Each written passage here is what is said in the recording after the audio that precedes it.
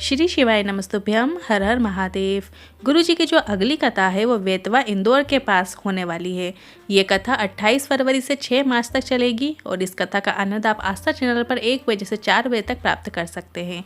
25 फरवरी बहुत ही अच्छा दिन है। फाल्गुन माह के शुक्ल पक्ष की षष्ठी है और दिन है शनिवार का।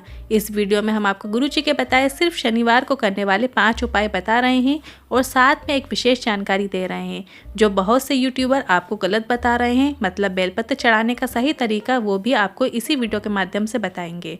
अब इस वीडियो में हम आपको गुरु जी के बताए 5 महा उपाय बता रहे हैं।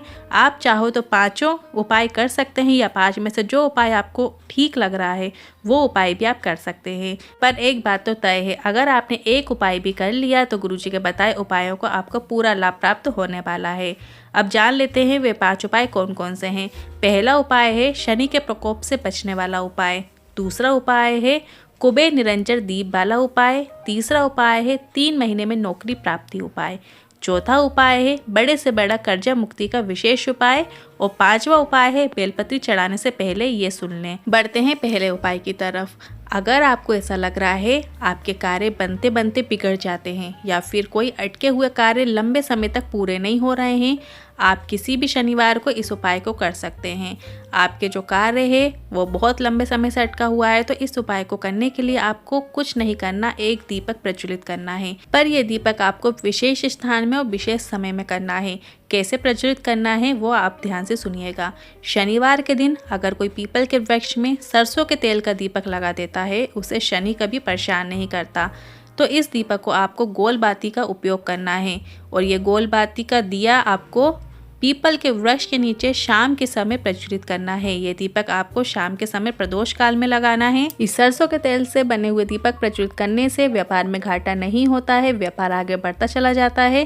साथ ही हम शनि के प्रकोप से बचते हैं। शनि के प्रकोप के कारण जो हमें आर्थिक परेशानियों का सामना करना पड़ता है तो इस गोल बाती से बने सरसों के दीपक को पीपल के वृक्ष के नीचे लगा दीजिए। श्री शिवाय नमस्तुभ्य मंत्र का स्मरण कीजिए। 5 शनिवार आपको ये उपाय करके देख लेना है। बढ़ते हैं अब दूसरे उपाय की तरफ। घर में यदि धन संपदा की कमी है, पैसों की कमी हो, घर में भंडार की कमी हो तो आप ये उपाय इस शनिवार की शाम को अपने घर से ही कर सकते हैं। इस दूसरे उपाय को आप कहीं भी जाने की जरूरत नहीं है, आपको घर से ही इस उपाय को करना है। कुबेर निरंजन दीप के बारे में गुरुजी ने बहुत विशेष जानकारी दी है। गुरुजी ने बताया है कुबेर निरंजन दीप वो होता है जिसके आगे का भाग लंबा होता है और पीछे पकड़ने का स्थान होता है। आप वीडियो में देखकर समझ सकते हैं कुबेर निरंजन दीप कैसा होता है। अब इस दीपक में आप ये घी या तेल कुछ भी भर सकते हैं। पर गुरुजी ने एक विशेष बात बताई थी, यदि आप हमेशा घी का दीपक बनाते हैं तो उस दीपक में हमेशा घी का ही दीपक बनाइएगा, घी ही भरिएगा। और यदि आप हमेशा तेल का दीपक बनाते हैं तो उस दिए में आपको हमेशा तेल ही भरना है। मतलब कभी घी कभी तेल ऐसा नहीं करना है, एक दिया आपको ऐसा ही बना के रखना है। अब इस कुबेर निरंजन दीप में आप जब घी भर लेंगे या तेल भर लेंगे तो इसके बाद आपको उस दीपक में आपको या तो एक लौंग डाल लेना है या काली मिर्च डाल लीजिए या थोड़ी सी काली तिल डाल लीजिए या एक चावल का दाना डाल लीजिए या एक फूल की पत्ती डाल लीजिए। उस कुबेर निरंजन दीप में हमेशा डालना ही होता है ताकि हमारे घर में भंडार हमेशा भरा रहे, कभी खाली ना हो। तो ये उपाय आप शनिवार को अपने घर से ही शाम के समय कर सकते हैं और अपने घर में धन संपदा की वृद्धि कर सकते हैं। बढ़ते हैं तीसरे उपाय की तरफ। गुरुजी ने बताया जिस बालक या बालिका का जॉब नहीं लग रहा है, बहुत इंटरव्यू दे दिए पर कुछ नहीं हो पा रहा है, खूब भटक लिए पर कोई रास्ता नहीं दिख रहा हो या फिर कहीं जॉब करते थे वहां से जॉब छूट गई हो तो भी आप ये उपाय कर सकते हैं। इस उपाय को करने के लिए आपको 1 कलश जल लेना है और पिसी हुई काली तिल का उपयोग करना है। काली तिल को पीस कर उसे जल के पात्र में डाल लीजिए जैसा कि आप वीडियो में देख सकते हैं। 1 कलश जल में जो काली तिल आपने डाली है उस जल कलश को आपको अपने घर के जो मटका परिंदा का स्थान होता है, रसोई घर में जहाँ पानी भर कर रखते हो वहाँ पर उस पात्र को रख देना है, उस जल कलश को रख देना है। इसके बाद अगले दिन सुबह उस जल कलश के जल को आपको वट के वृक्ष में या पीपल के वृक्ष में या बेलपत्र के वृक्ष में जाकर अर्पित कर देना है। बाबा चाहेंगे तो 3 महीने में कहीं ना कहीं आपकी नौकरी लग जाएगी। अब बढ़ते हैं चौथे उपाय की तरफ। यदि आपका कर्जा बहुत अधिक बढ़ गया है और उस कर्जे को चुकाने के लिए आपके पास पर्याप्त मात्रा में धन भी नहीं है, बहुत कर्जा पड़ते चला गया हो और पैसों की कमी हो, गड्ढे में जाते जा रहे हो, तो आपको शिव महापुराण कथा का ये उपाय करना है। आपको सुबह के समय 1 लोटा जल लेना है। शनिवार के दिन सुबह के समय 1 लोटा जल ले और उसमें 1 लौंग डाल ले। अब लौंग आपको ऐसी डालना है जिसमें पूर्ण रूप से फूल बना हुआ हो, जो उसका ऊपर का जो फूल होता है वो पूर्ण रूप से बना हुआ हो, खंडित ना हो।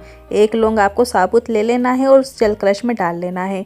इसके बाद आपको वटकेश्वर महादेव का नाम लेते हुए वो कलश जल और अपने कर्जे का स्मरण करते हुए वट वृक्ष के नीचे समर्पित कर देना है।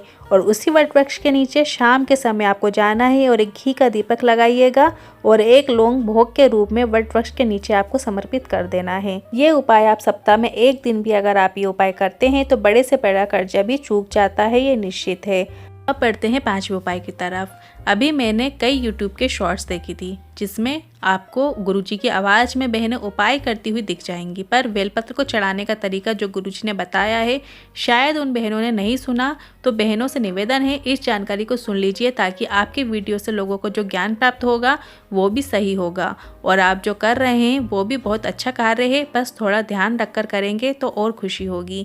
तो शिवलिंग पर कभी भी आप कोई भी चीज़, चाहे मूंग का दाना हो, चाहे चावल का दाना हो, चाहे बेलपत्र हो, चाहे कुछ भी हो, जो भी आप शिवलिंग पर अर्पित कर रहे हैं, उन्हें समर्पित कर रहे हैं, तो आपको अपनी तर्जनी उंगली का उपयोग नहीं करना है।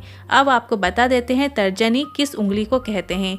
वो उंगली जो अंगूठे के पास रहती है उसे तर्जनी उंगली कहते हैं। उसका स्पर्श उन चीज़ों पे, उन सामग्री पे नहीं होना चाहिए जो हम शिवलिंग पर अर्पित कर रहे हैं। अगर आप बेलपत्र भी अर्पित कर रहे हैं तो उस उंगली को बेलपत्र पर स्पर्श ना कराएं। तर्जनी उंगली का उपयोग शिवलिंग से बेलपत्र उठाते समय किया जाता है, ना कि अर्पित करते समय। इस छोटी सी बात को आपको ध्यान रखकर पूजन करना है। मतलब जब आप बेलपत्र चढ़ाएं तो तर्जनी उंगली को स्पर्श उस बेलपत्र में नहीं होना चाहिए। और जब आप बेलपत्र उठाते हैं, जैसे शिवलिंग पर से हम कोई सामग्री निवेदन करके उठाते हैं, प्राप्त करते हैं, तो उसमें आपको तर्जनी उंगली का उपयोग करते हुए उठाना है और चढ़ाते समय आपको तर्जनी उंगली का उपयोग नहीं करना है, स्पर्श नहीं करना है। इस बात का आपको ध्यान रखना है। इस छोटी सी बात को यदि आप ध्यान में रखकर पूजन करेंगे तो आपको अधिक फल प्राप्त होगा। और जो भी वीडियो बना रहे हैं या बनाएं, अच्छी बात है, पर थोड़ा बारीकियों को ध्यान दीजिए। महादेव की कृपा सब पर बनी रहे। हर हर महादेव। श्री शिवाय नमस्तुभ्यम।